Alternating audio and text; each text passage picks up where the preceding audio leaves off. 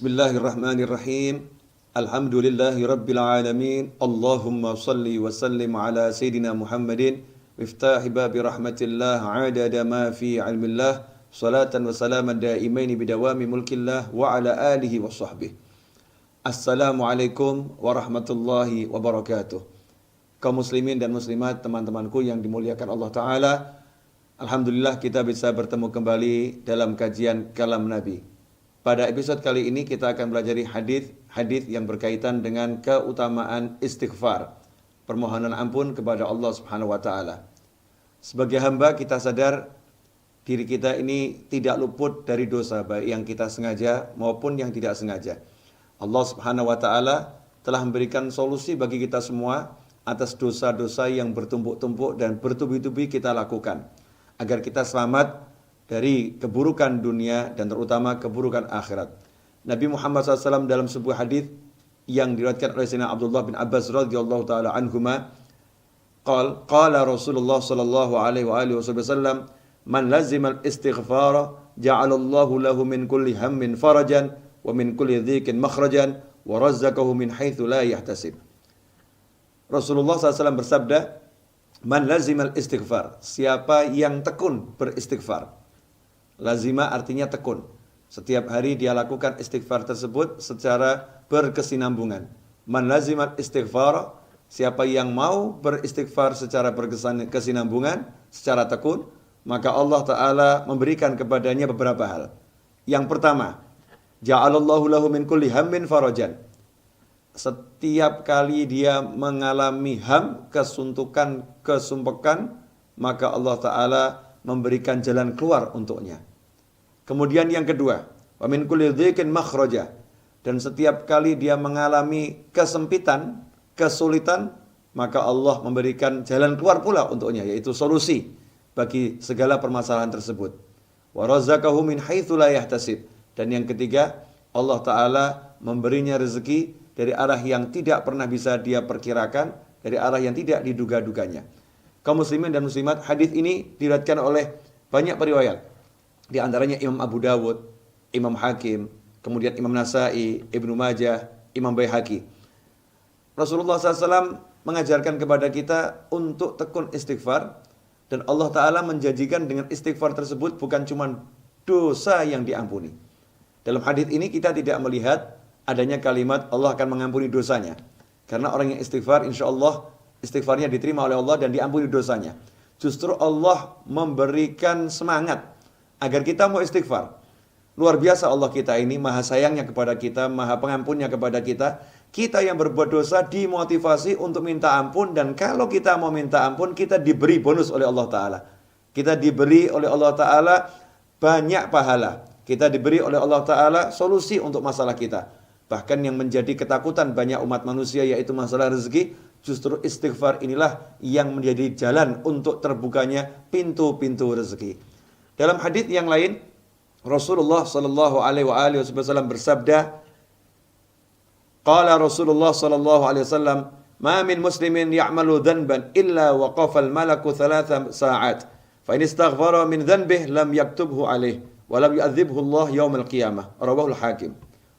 Dalam hadis yang lain Nabi Muhammad SAW bersabda, setiap kali seorang muslim berbuat dosa, apapun dosanya itu, waqafal malaikah, maka malaikat, waqafal malaku, maka malaikat yang bertugas mencatat dosa berhenti, tidak segera mencatat dosanya.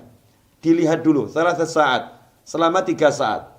3 saat ini tidak ada penjelasan yang pasti, 3 menit, 3 jam, atau 3 hari. Yang jelas ada batas waktu penundaan, tidak langsung dicatat dosa tersebut. Waqafa 3 saat. Kemudian, fa in istaghfara min dhanbih.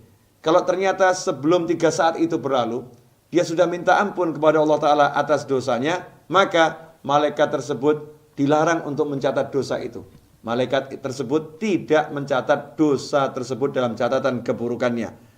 Walam yu'adzibullah yaumil qiyamah. Dan kalau udah malaikat gak mencatat dan orang tersebut sudah istighfar, di hari kiamat Allah tidak akan menyiksanya karena dosa tersebut. Hadis ini diriwayatkan oleh Imam Al-Hakim dan dikatakan sanadnya sahih. Jika kita menilik dua hadis yang telah kita pelajari di atas, maka kita bisa melihat betapa maha pemurahnya Allah Subhanahu wa taala. Karena itu tidak ada alasan lagi bagi kita untuk rajin-rajin istighfar minta ampun kepada Allah.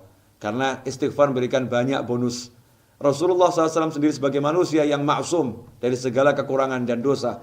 Rasulullah yang dilindungi Allah dari segala keburukan. Beliau itu rajin istighfar. Bahkan Sayyidina Abdullah bin Umar radhiyallahu anhu menyatat, sekali duduk kami menghitung Nabi Muhammad SAW membaca istighfar sebanyak 70 bahkan hingga 100 kali beristighfar kepada Allah Subhanahu wa taala. Dalam sebuah riwayat disebutkan kalimat yang diucapkan oleh Nabi Muhammad SAW adalah Rabbighfirli wa tub alayya innaka antat tawwabur rahim. Rabbighfirli wa tub alayya innaka antat tawwabur rahim. Nabi Muhammad SAW membaca kalimat ini sekali duduk sebanyak 100 kali. Dan itu dihitung oleh sahabat Sayyidina Abdullah bin Umar radhiyallahu anhu. Kaum muslimin dan muslimat yang dimuliakan Allah Ta'ala. Nabi Muhammad SAW mengajarkan kepada kita semua umatnya agar dalam satu hari sedikitnya kita istighfar sebanyak 70 kali. Dalam sebuah hadis disebutkan suatu ketika dalam sebuah perjalanan, tiba-tiba Nabi Muhammad SAW memerintahkan kepada para sahabat untuk membaca istighfar, untuk beristighfar kepada Allah Subhanahu wa taala. Beliau bersabda, "Istaghfirullah." Istighfarlah kalian kepada Allah Taala. Fastaghfarna, maka para sahabat mengucapkan kalimat istighfar, mohon ampun kepada Allah Taala. Pada saat itu pula Nabi SAW bersabda, "Atimmuhunna sab'ina marrah." Hendaknya kalian sempurnakan istighfar kalian sebanyak 70 kali. Maka para sahabat pun menyempurnakan istighfarnya sebanyak 70 kali. Lantas Nabi Muhammad SAW bersabda, "Ma min abdin wala amatin yastaghfirullaha fi yawmin sab'ina marrah illa ghafarallahu lahu sab'ami'ah dhanbin wa qad khaba 'abdun aw amatun 'amila fi yawmin wa lailah akthar min sab'ami'ati dhanbin." Rawahu Ibnu Abi Dunya wal Baihaqi wal Asbahani. Ma min abdin, tidaklah seorang hamba siapapun itu, wala amatin, laki-laki maupun perempuan, yastaghfirullah fi yaumin sab'ina marrah, dalam satu hari istighfar minta ampun kepada Allah sebanyak 70 kali, illa ghafarallahu lahu sab'ami'ah dhanbin, melainkan Allah Ta'ala mengampuni 700 jenis dosanya. Wa qad khaba 'abdun aw amatun 'amila fi yaumin wa lailah, dan sungguh celaka seorang hamba laki-laki maupun perempuan yang dalam 24 jam sehari semalam dia berbuat dosa aktsara min sab'ami'ah dhanbin, lebih dari 700 dosa. Hadirin yang dimuliakan Allah, insyaallah tidak ada seorang pun dari kita yang berbuat dosa hingga 700 jenis dosa. Dengan istighfar 70 kali dalam satu hari, yakinlah Allah Ta'ala akan mengampuni dosa-dosa kita. Tentunya istighfar itu dengan kesungguhan, dengan permohonan ampun kepada Allah. Thalabul maghfirah, yang namanya istighfar adalah thalabul maghfirah, minta ampun, dengan sungguh-sungguh minta kepada Allah Ta'ala agar mengampuni dosa kita. Dengan lisan mengucapkan astagfirullah, hati mohon ampun kepada Allah Ta'ala. Semoga Allah Ta'ala mengampuni kita semua dan berikan kita taufik untuk rajin-rajin beristighfar kepadanya, sehingga Allah menjadikan kita sebagai hamba-hamba yang dicintainya, dan kelak kita kembali kepada Allah tanpa satu dosa pun yang ada dalam catatan keburukan kita. Wassallallahu ala sayyidina wa maulana Muhammadin wa alihi wasallam. Alhamdulillahirabbil alamin wal afu minkum. Wassalamualaikum warahmatullahi wabarakatuh.